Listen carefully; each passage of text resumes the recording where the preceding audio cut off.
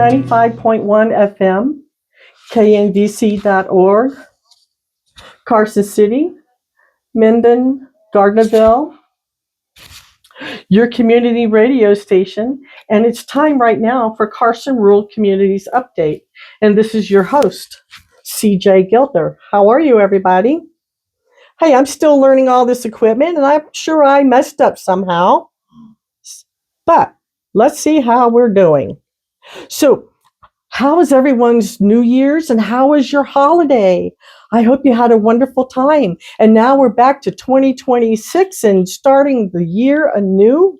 And so today I wanted to tell you about a friend of mine who we've talked to in the past, and her name is Gina Armstrong. And she is with the Comfort House out in the Silver Springs area. And I wanted to say thank you for coming on over to chat with us and give us an update. Absolutely. Thank you for having me. Great. I'm super excited to be here. Great. Let's see. I'll let you mess with those if you. There we go. Now I can see you. Yeah, I can see you and I can hear you. Good. Oh my gosh, we're stepping up again. All right. Yes. Well, again, thank you for having me. I'm super excited to be here. I think when I first saw you, we were just getting in the swing of things over at the Comfort House. We started seeing children in February of 2025. We started having children live at the Comfort House. And so we successfully made it through our first year. And I'm excited to say that I am now a founder in transition. Oh my gosh. So what does that mean? That means that very, very soon, the Comfort House Board of Directors is going to be putting out an RFP, which is a request for proposals from individuals or from agencies or from anyone really who wants to propose to become the new keeper and runner and operator of the Comfort House foster care program.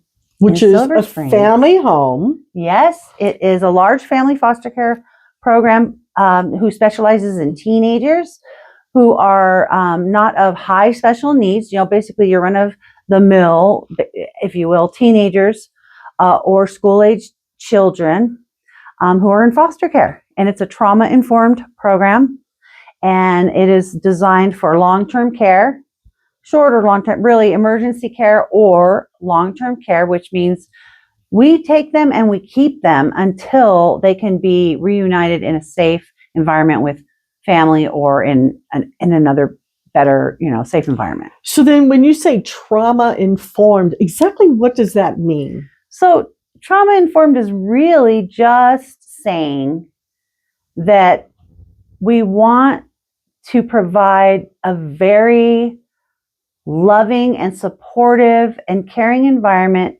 that is not going to create more trauma and problems really for the children, So we take the time to do, it goes from little tiny things like we made sure that that all the cabinets have the things on them so they don't slam shut and the doors don't slam shut when you leave a room. Like little things like that you maybe don't think about, but that make people who've gone through a lot of trauma or PTSD, they'll jump a lot, when they hear those noises. Yes. And we don't yell in the house. We don't yell ever. We just don't do it. So you have an inside voice. Yes, we absolutely have inside voices. We all eat together at 6 o'clock at the table together. It's a rule. Family style. All do it. Family style. Yeah. There's just little things like that that we make sure we do, to the colors even in the house and the way the house is. We make sure everybody knows there's an exit. They feel comfortable. They can get out. They don't feel trapped or anything. Right. It's those kind of things, all the way up to how a person's treated with respect as an individual. Their voice counts, their opinion counts. They always have a say in everything. They're never, it's really, really just being treated as a human being. Exactly. With dignity and love, absolutely. Love and affection, and a lot of support and encouragement. Yes, and acceptance. Acceptance. Yes, absolute acceptance. So The last time I saw you, I actually went to the Comfort House out in Silver Springs, Yes. and what a hoot! What a fun place! And I always say, oh, I love that kitchen. I do. That's a family kitchen that I want. But neither here nor there. But I had so much fun just meeting the kids. Oh, thanks. They're so happy. And you had made a statement one time about some of the kids never want to go back home. They never want to go back home. So they're really happy. And you've also mentioned that in the past that once they come to the Comfort House, they can stay forever if they wanted to. Well, so I shouldn't say forever. I mean, no, our goal really truly is to have a good relationship with their families when we can, and we want them to be reunited. Right. And we want to also help their families become the people that they need to become reunited in a healthy way with their kids. So our greatest dream is to reunite them with a healthy family in a safe place. But if for some reason they can't, sure. Then yes, they are more than it's designed to be a place that they are going to stay. We do not want them to leave. We do not want them to go from house to house, from placement to placement, from place to place. If they come to the Comfort House, they're going to stay with us until they are reunited with their family in a safe environment. That's it. We aren't, our number one goal is that they do not move around and they don't leave their community and they don't leave their schools, their home schools. That's really cool. Yeah. So if you're just coming on to listen to the radio station right now, I am speaking with Gina Armstrong with the Comfort House out in the Silver Springs area. And I have to say, for my own, I would say, admiration, I feel the Comfort House is 100% a success. I see that, I feel it, and when you walk into the Comfort House, that's what you feel. You feel like you're at home. The kids love you. They'll come and give you hugs. They have their homework to do. They have their things to do. They're out in the backyard playing, depending on what the weather is like today. But yes, they are absolutely happy. They look healthy. They are fun-loving. And I think that's contributed because of you. Thank you. I really appreciate that. Yeah, they seem to be really happy. I mean, considering the situation. Sure. And they'll say that. They'll say, basically, if, considering this is the worst time in my life that I could possibly be going through, thank you, Miss Gina, this is not that bad. And if you haven't seen it, I've posted some things so I asked them starting in Thanksgiving, they started getting depressed. I could see it. They were getting depressed about the holidays. I have a sibling group of 4 right now and a sibling group of 2 for a total of 6. And they were starting to really miss their families. And I asked them, what can we do to try to make it better? And we all agreed, let's go do some adventure we've never done before. That's nothing to do with a holiday. And we won't think about it. And they're like, yeah. Sounds like fun to me. And we did it, so for Thanksgiving, we took off. We went to Monterey. We went to the aquarium. We took a road trip. We went hiking. They had a blast. Isn't that wonderful? And they weren't depressed at all. No, they were having a good time. Yeah, we had a great time. And we did the same thing at Christmas. So, yeah. Well, that's okay because that's winter break. Yeah, exactly. It's not like you had to rush. How many weeks do you get for winter break? 2. 2 weeks. Yeah. So it's not like you had to rush and all the kids could enjoy their holiday. Yes. I didn't get that during a 2-week winter break growing up. So boy, they're lucky. Yeah, they are. Yeah. So give us a little more background about the how the home came to be a reality. Well, so I'm a school counselor for Lyon County School District. And so, of course, in my work, I saw a lot of students being unfortunately removed from their homes. And when they just were gone. I never saw them again. I didn't know what happened to them. I didn't know. Or I saw a lot of students that maybe should be removed and they weren't. Okay. I didn't understand what was happening. So looking into it, one day I just thought, we need to figure something out. And this idea came to mind where I thought, what if we had this house? And then it just started rolling out in front of me. And all of a sudden, the next reality. thing I knew, I was living in this house, watching all these kids, thinking, oh my God, my kids are grown. What am I doing? But no, but yeah, it just really rolled out in front of me. And it happened. So what were some of the hurdles when you first started out? Yeah. Which was the one that came to mind first? Is that the good question? It was, yeah. I mean, basically I was like, well, I'd love to do this, but I have a 2-bedroom townhouse. A. B, I don't have the money to buy a big old house, you know. Right. I mean, right. So where's the money? How am I going to do this? Basically, I mean, I have no idea. Sure. So what did you start doing? So I just started forming. I just started going with flow, basically, and thinking something's going to happen, something's going to turn up, and something did. I got introduced to a person who wanted to invest in something exactly like this, and they did. And they bought this home for our community. Wow. Yeah. Wow. So it's been a year, hasn't it been? It's been a year.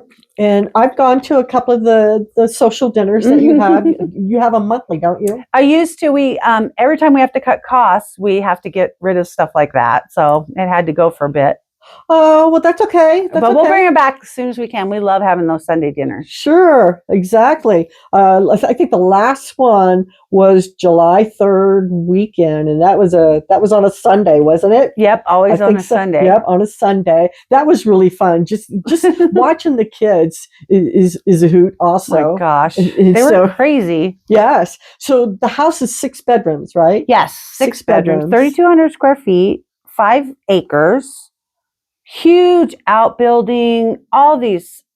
It just has so much potential to just be built up and have maybe even animals. You could have animals. You can have chickens on that. It just has tons of potential. Horses. You know? The kids could learn some farming. Yes. That's something you and I talked about. I would love that if there were somebody that knew how to do those types of things. It would be perfect for that. Yes. So being out in the Silver Springs area, it's still considered rural. Yes.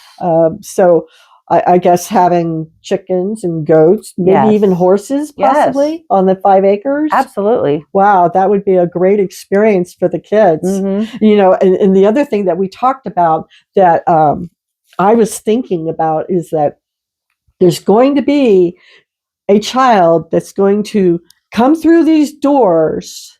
They're going to eventually grow up to be an adult, and they're going to want to give back because they're going to see what a wonderful environment it is. And they're going to want to maybe possibly even start their own family home. Wouldn't that be amazing? Is that cool? That would be so cool. You know, so, I mean, what grades are the kids in now? Right now, they're between the ages of 7 and 16. So oh, wow. So 16. First group. First through high school. First grade through high school? Yeah. But really, we really want to specialize in teenagers, but we will take all school-age children. Okay. And then, so do they have like any kind of counseling that they get to work through? Yes, as a matter of fact. I just got a new contract with UNR School of Public Health, their therapy division. And the first appointments start January 21st. They're going to be virtual. And so their interns have a virtual department now. They're going to be virtually providing counselor to any kids 12 and up at our home that would like it or need it. And they're going to start doing that week. So yes. Cool. Yes. That is awesome. I know. And so what do you need right now for the Comfort House for all the kids? Oh my gosh. What's your list?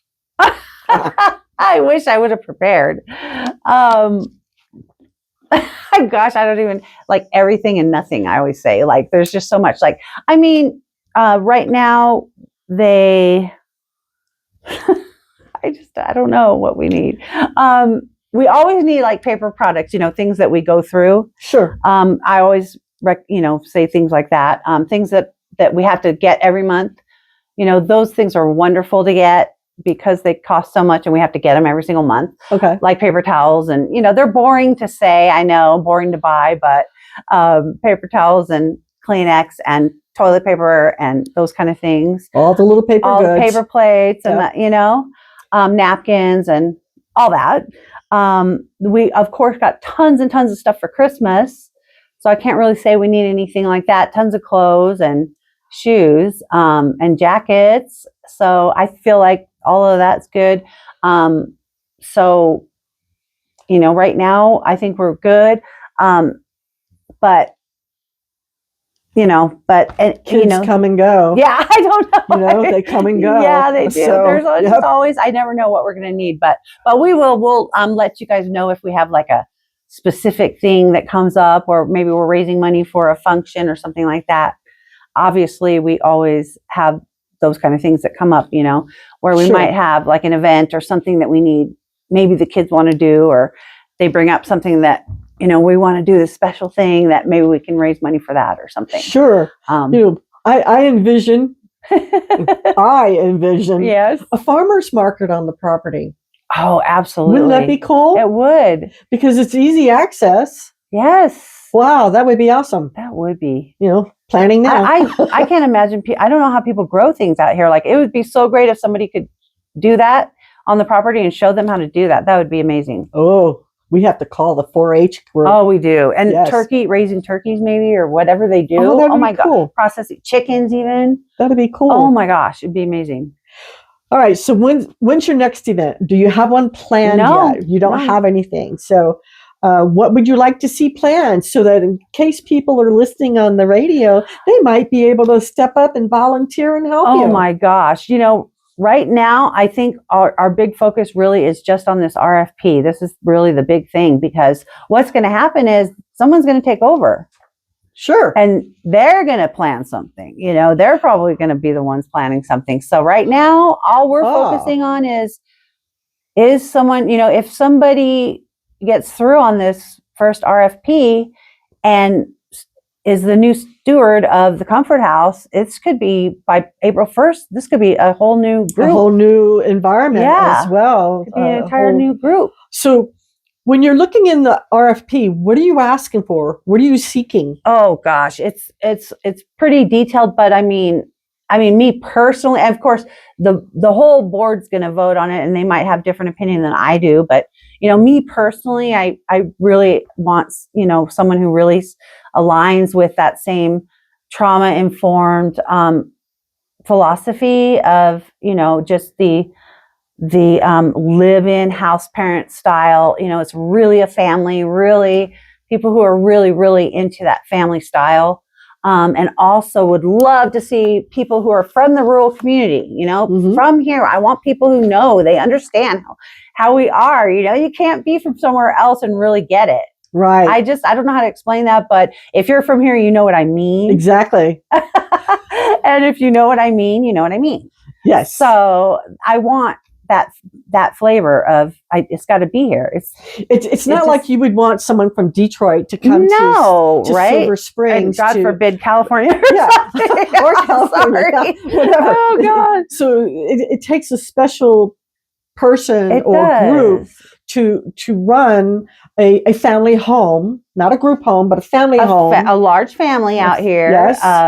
Yeah. And so, yes. So, and if I had my druthers, they would know how to do some farming, some ranching, some homesteading, some things like that. They would be a certain type of, I don't know how to say it, But it doesn't have to be an individual. It could be a complete organization. It could. I mean, somebody, Okay. It could be like an organization. It could be anything, an agency, an organization, it could be a family, it could be a couple, it could be anything.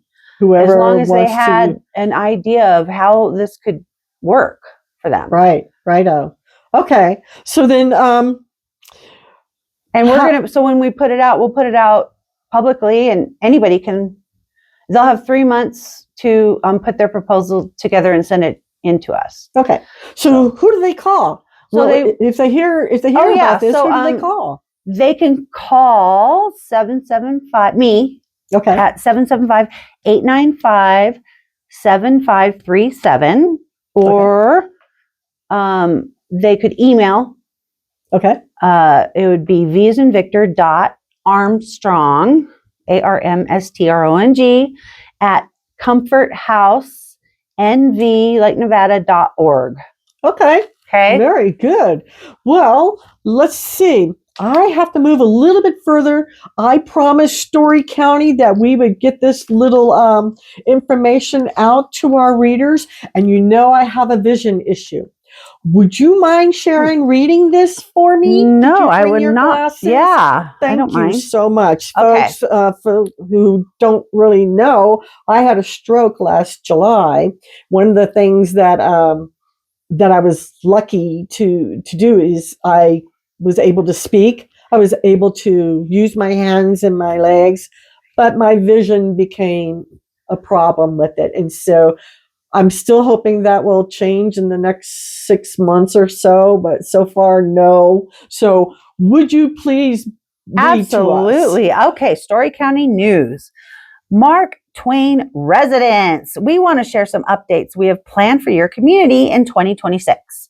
The Mark Twain 2026 Road Rehab Project will include drainage improvements along Prospector, Martin, and Sutro Springs.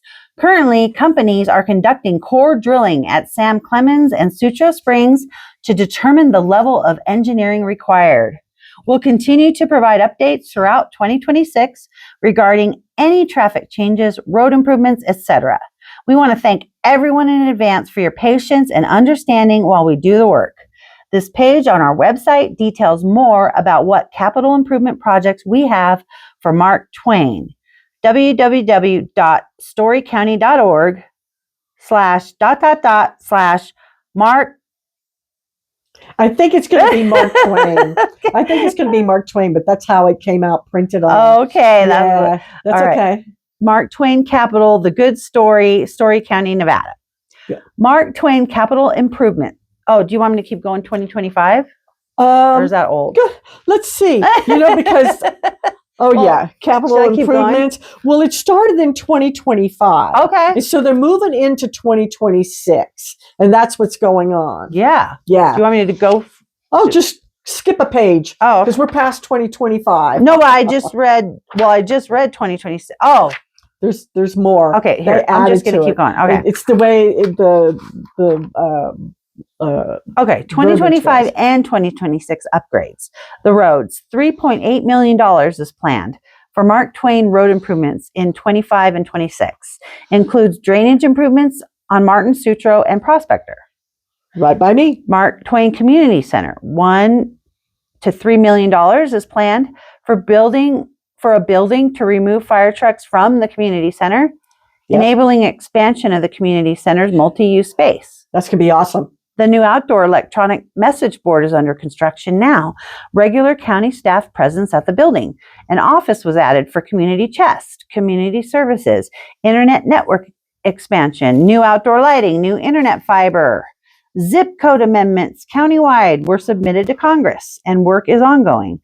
New high-speed broadband internet is coming soon. It is. And we're almost done with that because that's about all we can read about that at the moment until they give me another update. So we're all good with that. New trash franchise agreements. Yes. 3 free dump vouchers annually to all households. Works in Dayton too. Residents can pick up dump vouchers in the county manager's office in Virginia City at 26 South B Street. Large yard cleanup dumpsters for qualified residents at no charge. You call, we haul, free trailer drop-off and yard waste pickup by Story County Fire Protection District and reduced negotiated residential trash rates for all residents. Isn't that nice? Yeah. Local drainage improvements, $45,000 estimated costs. About 30 driveway and street crossing culverts were installed along LaFawn, Martin, and Sam Clemens. And that's on the Story County side of Dayton, near 6 Mile Canyon and near Sutro Springs Road and Sam Clemens. And if you just drive about 1/10 of the mile, then you end up in the Lyon County area. Isn't that weird, huh? And the county has submitted a federal lands bill to acquire BLM property upstream of the Mark Twain Estates. Gotcha. All right. Well, Gina, thank you again for coming Thank in you. and being my reader today. And I wanted to say thank you, listeners, for tuning in and listening in. And we'll be back next week. And enjoy your week and stay warm and drive carefully. And we love you all.